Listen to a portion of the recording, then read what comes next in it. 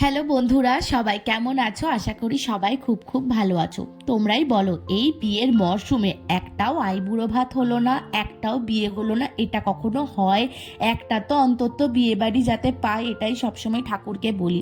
আর জানো, আমার জন্য যেন একটা ছেলে বাঁচিয়ে রাখে, আর কিছু বলার নেই। যাই হোক, বিয়েটা ছিল আমার এক কালিগের, মানে বিয়ে তাকে আমরা আইবুড়ো ভাত দিয়েছিলাম বাকি কালিগরা মিলে।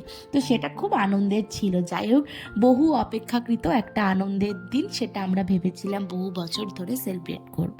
যাই হোক, অফিস থেকে বাড়ি ফিরে এই সমস্ত জিনিসগুলো কিনে এনেছিলাম। তারপরে এনেছিলাম কিছু সবজি। তারপরে হচ্ছে আমি আর মা মিলে জমিয়ে হচ্ছে সন্ধ্যের যে টিফিনটা, মুড়ি মাখা আর গরম গরম চা। কি যে ভালো লাগে শীতের দিনে। আর মা মেয়েতে চলে একটু গল্প।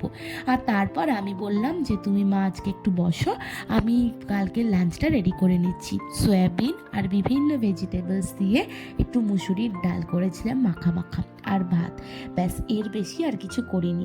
শীতকালে জানো তো, এটাই একটা মজা। বলো, কত ধরনের যে সবজি, আর কি বলবো, দেখতেও ভারী ভালো লাগে, তাই না? তোমরা সবাই কি কি লাঞ্চ নিয়ে যাও একটু জানিও তো, সেরম হলে আমিও বানাবো।